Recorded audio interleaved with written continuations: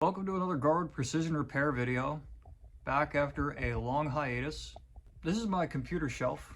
All my retro computers are on this. There's probably about 35 years of computer history as a whole on it. So let's take a little tour. Starting off, we have a Dell Precision 390 from around 2006. Came with the Core 2 Duo and Windows XP. Could upgrade it to a Core 2 Quad. I think it had about 8 gig of RAM as its max. Good late 2000s gaming rig here. This is one of the first generations that supported PCI Express. So newer graphics cards, modern graphics cards, would still work fine in it, provided they have the right power. One model back, we have something much worse. Precision 380, same case, but it's one generation back, and it has a Pentium D and a net burst based chipset instead of the Core 2, and that net burst architecture was pretty bad. Very infamous chipset there. If I were to work on this thing, I would probably take the Pentium D out entirely and put in a low power Celeron and then put Windows 98 on it. That's probably the best use case you can get out of one of these net burst computers. They're very energy inefficient, and for the energy and efficiency, you really don't get a lot of value out of it. The Core 2 is way faster, and it's way more energy efficient, and it smokes the Pentium D in every single way. And there's no legacy support that the Pentium D offers, and there's really nothing eventful that makes it stand out on its own, other than it just running really hot and being really inefficient. This Dell XPS here is from, looks like 2011. And I say 2011 because of the stickers. Looks like a very late Windows 7 era computer. Up next, we have a Dell Dimension 9200. This is pretty similar to the 390 over here, but the 390, of course, was a business workstation. And this is more of a high-end home PC, but it has a Core 2 Duo, could probably be upgraded to a Core 2 Quad, probably handle about 8 gig of RAM, DDR2. This probably also takes a generic power supply. You could turn it into a pretty respectable later 2000s era gaming rig. Then we step back several years, and this is a Gateway from around probably the year 2000. It has a Windows 98 sticker on it. Somehow I ended up with the Intel and AMD versions of the motherboard that came with this computer. I believe the AMD is the original Athlon, and then the Pentium 3 version is a slot 1. Up next, we have a custom rig in an NZXT case. This is probably from around 2010, 2011. AMD Athlon 2, probably DDR3 based Windows 7 era computer. This Gateway here, I actually have the entire set for it. The monitor, the keyboard, the mouse, everything. It's also a Pentium D based machine.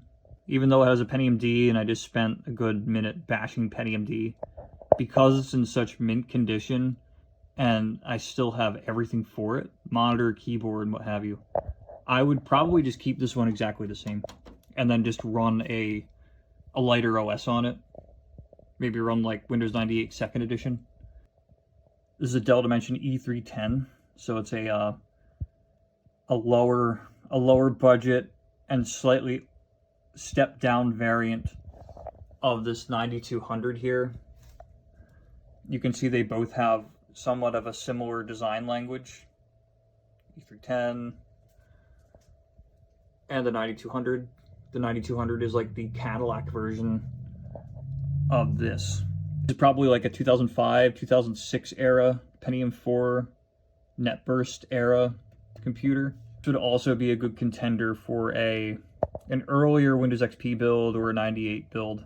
The later gen Pentium 4s and Pentium Ds, they're just so energy inefficient that they're better off running something much weaker and less taxing. Here we have a Dell Optiplex GX270. and this is probably from around 2003. I believe this is one of those infamous Dells that had a lot of problems with capacitors going.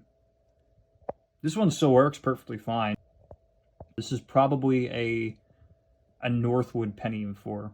They're the best Pentium 4 chipset before they added a bunch of pipelines and tried to run the processors at 4 gigahertz, and they were cooking themselves and running at, 150 watts and stuff. Northwood was a good balance, and about as far as the Pentium 4 architecture could really go before they hit the ceiling. Here's the IBM Aptiva. That's probably the star of this channel. It was featured many, many times. I needed to do extensive trace repair on it and resurrect it, and I put a Voodoo 2 in it. A lot of work done with this computer. We have an AT&T PC6300. This is a 286. I still have the monitor. I still have the keyboard. This has one of those mammoth-sized hard drives in it. I saw somebody plug this in 20 years ago and the hard drive threw smoke. So it has not been plugged in since 2005. And I would be immediately converting it to solid state.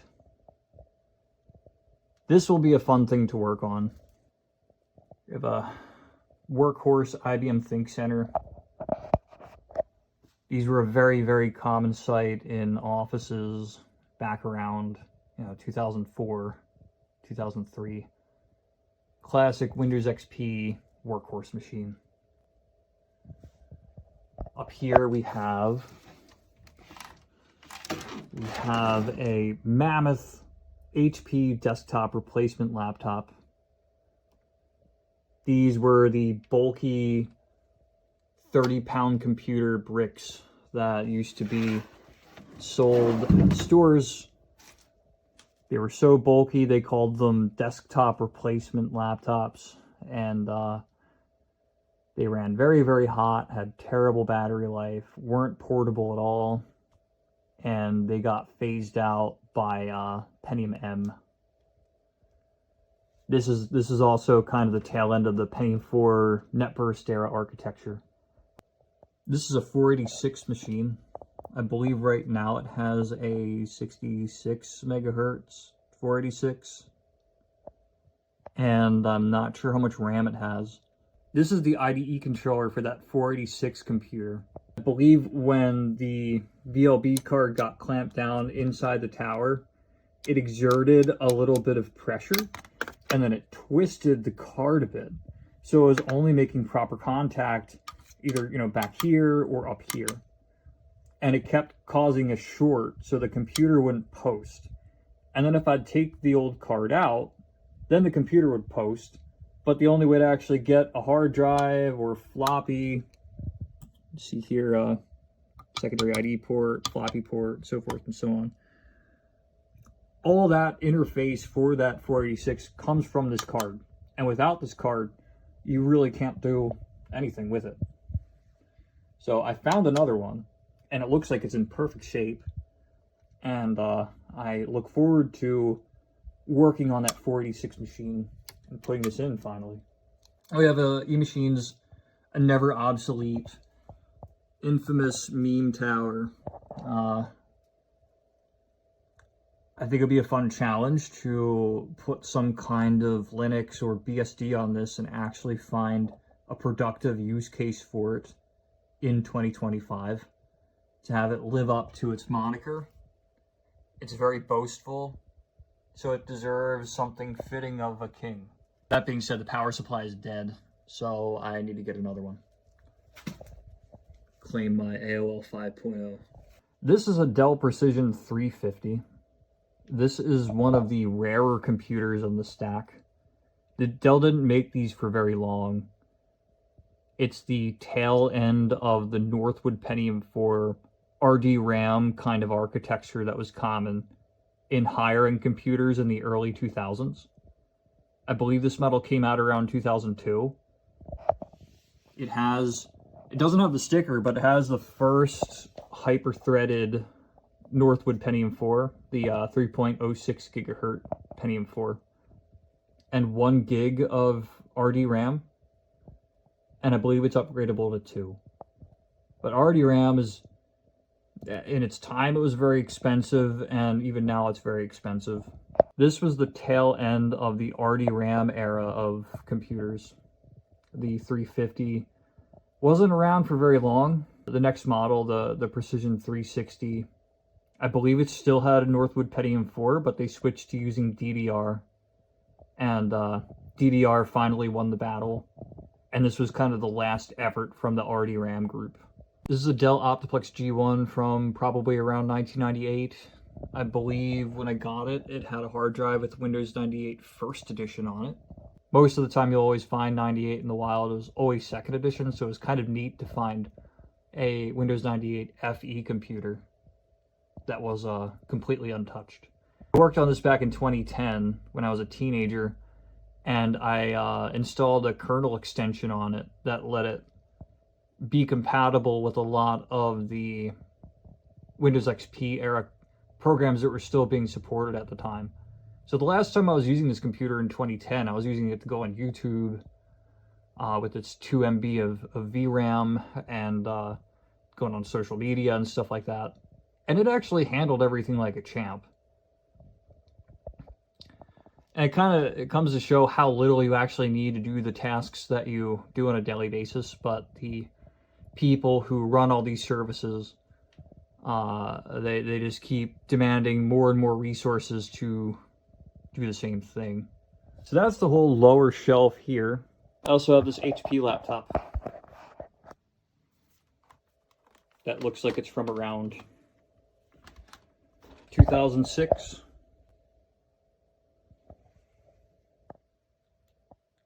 Early Windows Vista laptop, pre-Core 2 Duo, Centrino based CPU, may possibly be 64-bit, but probably not worth putting a 64-bit OS on. Likely a DDR2 machine. Under all this junk, we have a busted up Toshiba Satellite from around 1995. Bulky machine. Built like a tank. Built like a tank enough that... Ooh, yeah, this was dropped a couple times, but it still works. Still boots Windows 95. There's an IBM ThinkVision CRT. Stands in the back here. Came with the ThinkCentre.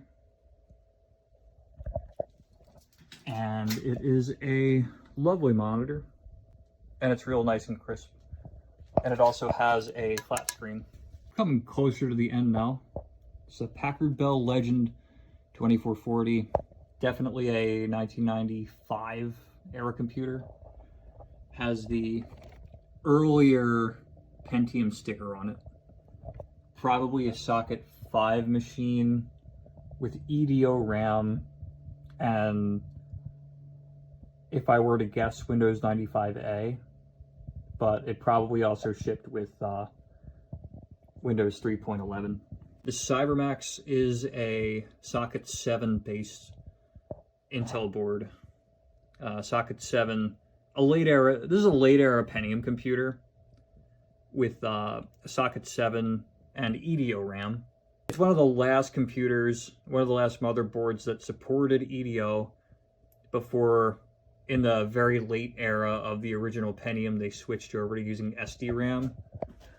As is the case with this IBM Aptiva down here, which is also a socket 7 Pentium board, but it uses PC66 SD-RAM. Of course, we have the Sneedtop,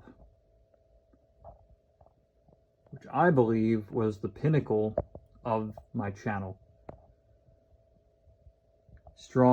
Standing strong at 55 views. It's my personal favorite video. Making this thing.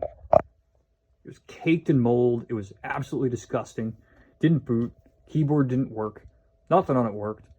And between the charger and this, Frankensteined it and got it working. And made a little art project out of it. Once you got the need for Sneed, there's no going back.